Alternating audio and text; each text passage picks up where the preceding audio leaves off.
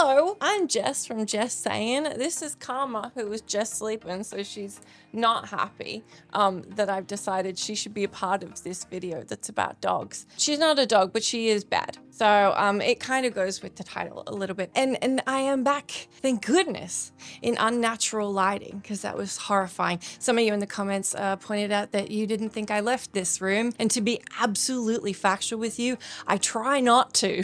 Usually I don't, but I did have to rearrange the set. I was getting my new computer in. This ridiculous little monster. I had to rearrange everything because I spent too much money on this dumb little rainbow box with my new graphics card. I'm very excited about to not put it in the shot. So here we are. You're all caught up. Let's talk about bad dogs.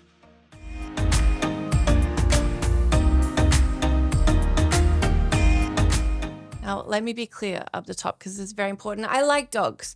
I think dogs are great. I think furry friends make everything better, even my little devil. But I do think that we need to, at some point, slide into some radical acceptance of the ethos that there are no bad dogs, but there are bad game designed dogs.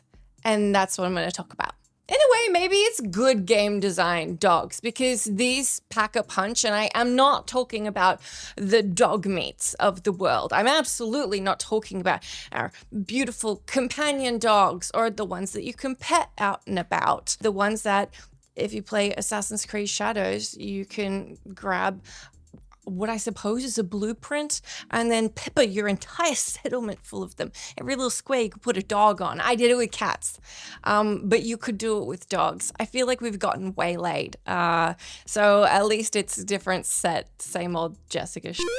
I think there's a few things that make not dogs, wolves, largely wolves is what we're talking about, super annoying in video games. And I had this gripe while I was playing Kingdom Come Deliverance 2. The reason I had this gripe is that I kept trying to do the thing where you steal a horse, bring it back to the nomad camp and sell it. You can make a lot of money that way. The problem is that for some reason there is a small wolf camp area. Camp? I don't think they're camping there. They hang out. What do wolves do? A den? I think there's a den there somewhere. I don't know, maybe multiple dens. The thing is, you get into that situation, and Kingdom Come Deliverance 2 is also so unforgiving when it comes to the fact that everything is so weighty and realistic.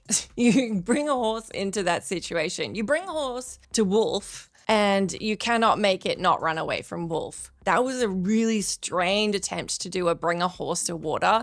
It didn't really work, but now I've explained the joke, so hopefully you enjoy it. Now, what would keep happening to me is that the horse will freak out about all the wolves, then the wolves are nipping at my ankles, I can't find them, even when I didn't have a horse in these situations. And let's face it, none of those situations ended up with the horse because it ran away. But even just the one-on-one, it's not a one-on-one, it's like a 1-on-6 on a good day of trying to take on wolves. It's so annoying. Assassin's Creed Valhalla had a lot of dogs that you had to deal with, but that's not as bad. It's more arcadey. So you have the thing where you get a swing, and then if you pull off a dodge or a perfect dodge in particular, if you get that perfect dodge, time slows down, you get a hit on the dog. You've also got lock on. When you have those things, it's absolutely less of an issue. In fact, it's almost a non-issue if you get to have lock on. When we're talking about a game like Deliverance 2, and there's lots of other games that fall into that category where you're just trying to spot something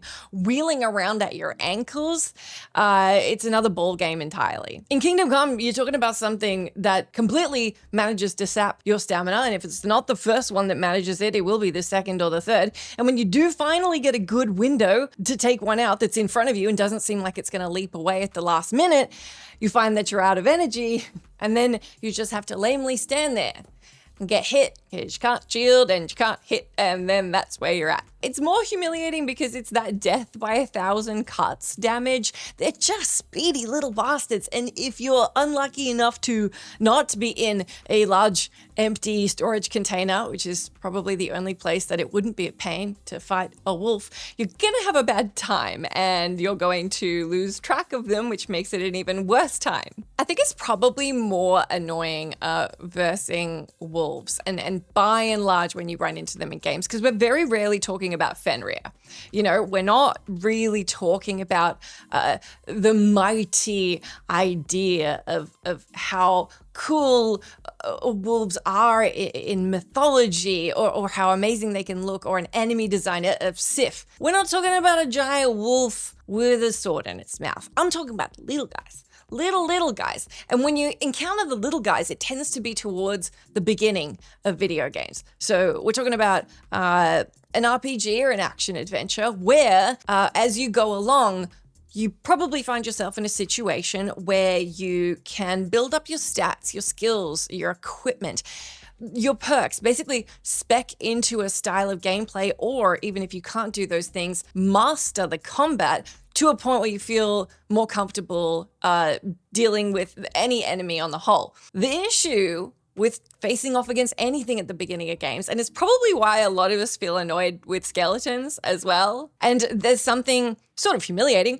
but also really uniquely difficult about that. It's like I've been playing Clair Obscure, and the fights at the beginning of the game, before you can spec into specific builds that you're comfortable with and that you have tailored around how you want your party to play out and how that's going to work best for you, that's when games are really hard, because you're just Captain Default at the beginning.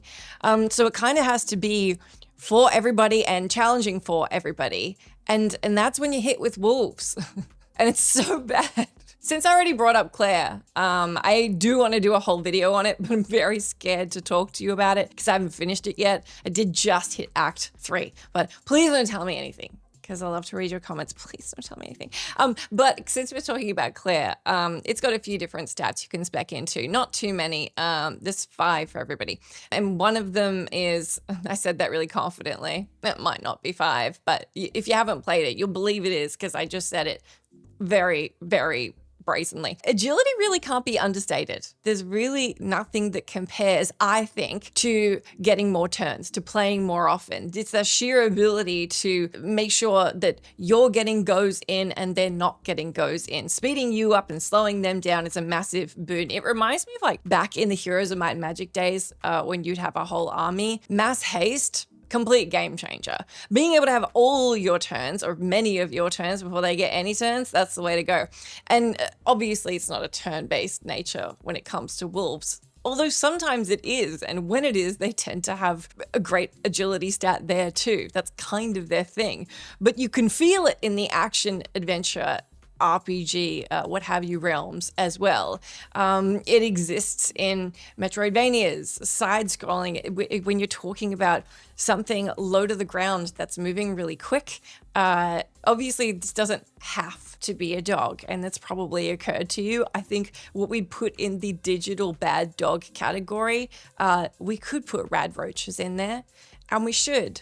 And again, it's kind of embarrassing if you're having a hard time with a rad roach, but it's also very little. So it's a good thing we can pause time and shoot at its little gross brain. Back to the Kingdom Come example, like those things coming at you en masse, and it should be stressed. Video game dogs just are agility. These things coming at you en masse will absolutely get that 1,000 cuts in on you, especially if you're desperately trying to get back on your freaked out stolen horse, or just run after it to retrieve the horse because it's, I guess, fair enough, trying to get back to its owner and away from the insane man who stole it. Made it run across several counties and directly into the wolf pack that I somehow stumbled upon every single time I tried to do the Grand Theft Equine. I'm going to get off the back of dogs for a little bit, because I am, as you may have gathered by this point in the video, I'm talking about everything that's like pew, pew, pew, pew, pew. Everything along the ground. Stitch would do it too. I think it does deserve to be said that it's really not all dogs. It's not the canine world that's a problem. Look at Far Cry. There's plenty of times in Far Cry they're just like, you know what? Every single game, let's just put every darn speedy wildlife thing there is in there. Let's just have everything that romps across the ground or through the grass or in the ocean. Let's just have everything that could possibly take a bite out of you, take a bite out of you. And they really will. In Far Cry, plenty of Far Cry games, there's plenty of times that you're pinging red. You got your little dial. You know there's something around you. You don't know where it is. You can see that it's not a human because there's nobody at head height. But God knows what little insane, what's that little weird ferret thing? All of it, you just know you're being attacked out of nowhere, and it's not by something that's head high. It's like some jaguar or whatever. It's probably not a shark if you're on land. So those ones can have a pass. But there's a lot of things that are about yay high. And Far Cry tends to not have arid deserts where it's really easy to see things that are coming at you. So that's really where you could experience this one in full. If for some reason you want to have more of an experience of what I'm talking about here, and I don't judge you for that. You live your life. It's not just losing stamina. It can be very specifically related to your build. So obviously they rock up in all different situations. We're talking about Far Cry's medieval settings, sci-fi settings. There's always a dog. There's always a lighthouse. You know what I mean? Anyway, the problem is that sniping is useless, obviously, unless you spot one from really far away. And for some reason, even though you pretty much only just get a pelt, you were like, I'm going to take out that specific wolf. But it's not just sniping. Anything that's low magazine, high damage, which is my preference if I'm got a gunny arsenal in a game, that's completely pointless. You're going to want a shotgun. Even then, your reload's probably going to be too slow. So maybe you just want a machine gun and hope for the best. There are games that have systems that make it a bit easier. You can go in with a melee or something.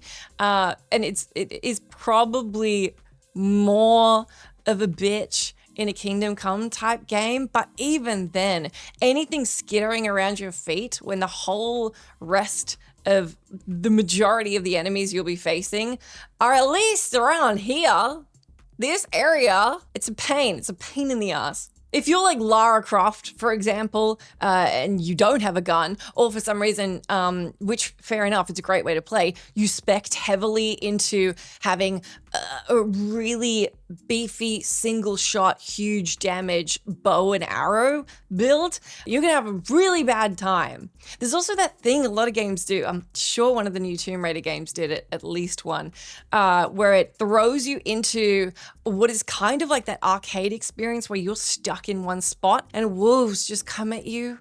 And it's like, it's either quick shoot them, because it tends to be where the game's teaching you how to use a bow and arrow, how to shoot, something like that. Or it's a quick time event. So it's not just dogs. It's anything in the realm of things that come at you that are just really tiny and stand apart from the rest of the other encounters that you might have in a game, especially if you do end up in a situation where you've worked out really great builds. I think Assassin's Creed is a really good example, and sort of what I was talking about with Tomb Raider and Far Cry. Anything where you've had the choice between an all-out bombastic can manage to take on a bunch of little things around you, or a slow and steady stealth sniper. Whoa, I can't believe I got that out in one go. Because if you wanted to go the latter, and personally, I love playing that way, all it takes is a surprise wolf pack. and all of a sudden, you may as well be default guy from the beginning, because kind of your whole arsenal, and depending on how specifically or how min-maxy you made your build, whether we're talking about a hardcore RPG type thing or something that's a little more lenient on what you're speccing into, it's just not going to be your day. Let me stress again. It's not bad dogs. There's no bad dogs. There's not even any bad digital dogs. Even the ones coming at us. Dogs, wolves, jaguars, the razorback ferret thing that I keep trying to think of the name of. You know, it's like the little crazy thing. It's in Far Cry.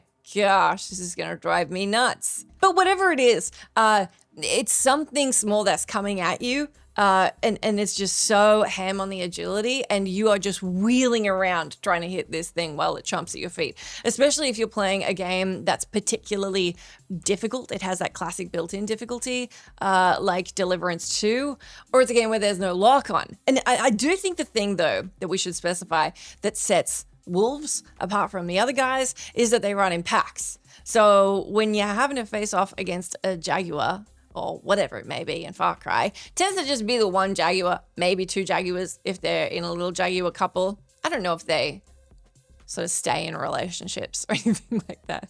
But dogs tend to have their little families.